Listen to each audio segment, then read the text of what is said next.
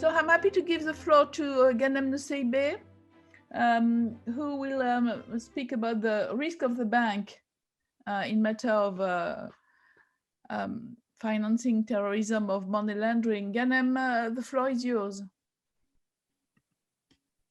Thank you. Thank you all, and thank you, Nathalie, for hosting this. Good to see, and hopefully we'll be able to do it physically face-to-face soon. I'll be as brief as I can, but the 2 points that I'll be... Time. Take your time. Perfect, thank you. My perspective of looking at things are two. One is the political risk, political and economic risk of terrorism financing, and the second one, which is sort of what I academically am doing, is the international law part of things, rather than the technical terrorism financing.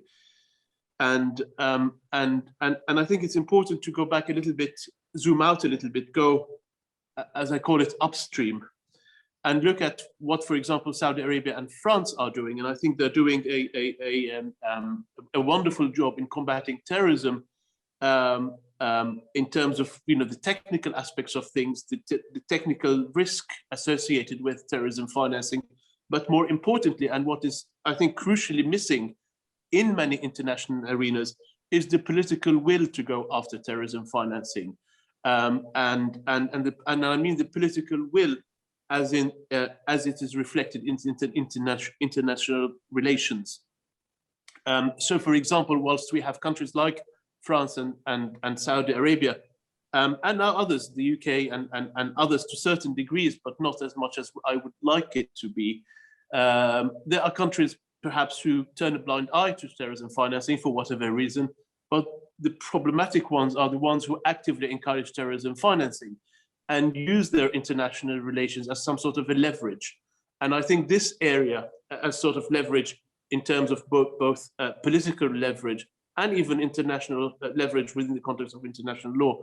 And I think this is what needs greater focus. And I'll give two specific examples here. Many would remember the issue of the Salman Rushdie fatwa that was issued by the Iranian state by Khomeini in 1989. And I'm using this as an example of how Muslim states, for example, reacted to something that they were not comfortable with, because this also applies to how we are seeing the modus operandi of regimes like Iran and others operate. The Iranian regime issued a fatwa, but at the same after that they started trying to apply the fatwa and it's no secret that several years after that, the British security services caught two people working for the Iranian embassy in London trying to murder Salman Rushdie and apply that fatwa. Only last month, in fact this month, we've seen the Iranian diplomat in Belgium being sentenced to 20 years in prison because of terrorism financing. Compare this, for example, to how Saudi Arabia and other moderate Muslim states were doing it. There is a limit, there is an acceptance and a respect to international law that we do things within our borders, and those and sort of the role model, for example, that Saudi Arabia presents to other Muslim countries is very important, just like France does with the Western world, I think. For example, the other example that we can look at is, again, last year the BBC reported that, sorry, in 2018 the BBC reported that Qatar Airways was used to transfer $1 billion to ISIS in Iraq. Now that clearly is breach of international law, and no one can argue about this. But nothing was done by any of the other countries. And therefore here we have and the reason is obviously clear, it's a balance, a political balance, that countries decide that countries have some sort of a leeway for other international partners to engage in terrorism. And I think that is this presents a major frontier that needs to be tackled by the international community. The question is, how comfortable are we with our international partners to continue working with, or not just turning a blind eye, but sometimes actively encouraging terrorism financing in return perhaps for investments or in return for whatever other things. And whilst the people working in, for example, central banks, people working in organizations that are at the forefront, at the sort of the cutting edge of implementing anti-terrorism financing laws, it's, I think, time for the politicians like yourself now to try to define the boundary between what is, how important is a certain international relationship is for us. Are we prepared for our international partners to engage in acts that may not directly have a negative, perhaps, impact on our relations now, but might in the future or not? I think this is a frontier that France and Saudi Arabia in particular, and the UAE and the UK to a lesser extent, but not as much as I would like it to be, and Germany, obviously, with the sentencing of the Syrian yesterday, they're starting to stand up to regimes, as in not turning a blind eye, but that is still an area that needs much greater focus. Would you be comfortable, for example, with an airline that has publicly known to have transferred or transported money that went to terrorists to fly into your country? Of course, that's happening, but what is the price that are we politically prepared to pay? And I think once this discussion is open, that overlap between international relations, international law, and terrorism financing is dealt with. Until that happens, we would still be faced with rogue states like we have, for example, with Iran now.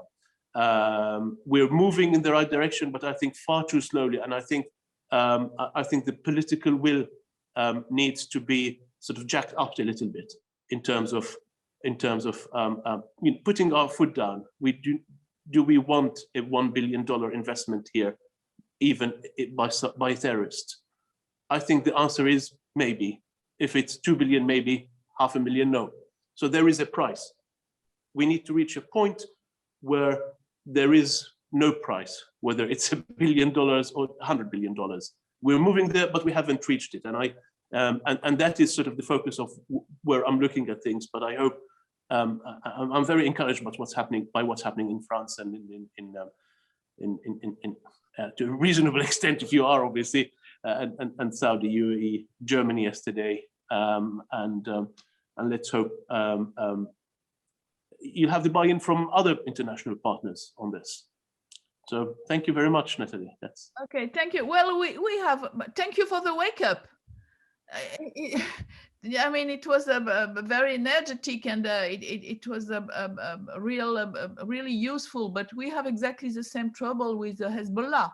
As long as we discuss with the Hezbollah, and then we have this fake division between the political Hezbollah and the military Hezbollah, which at the end of the day is exactly the same. Exactly.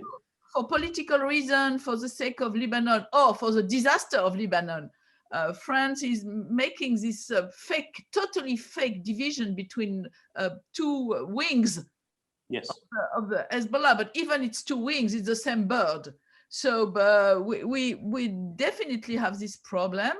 And then I think that one of the major points we didn't speak yet, because we spoke generally at the beginning of this conference, is a Muslim Brotherhood. Because at the end of the day, we want to put them on the list of the terrorists, and there is always some state, including European state, which are against. I think that and thank you for your speech, because we definitely have to wake up, because we are naive. I mean, there is no other point. It's to be naive, that to think that we didn't have a boomerang with all this kind of weakness, because there is no other world. And we will have a lot of trouble, I think. And we have to work together with the European Union, and now with the Brexit. Unfortunately, we don't have anybody from the UK embassy today, but next time we'll make a workshop on this issue with the Brexit, because definitely we'll have loophole because of the Brexit, definitely. So thank you, and we come back to you. Stay with us. I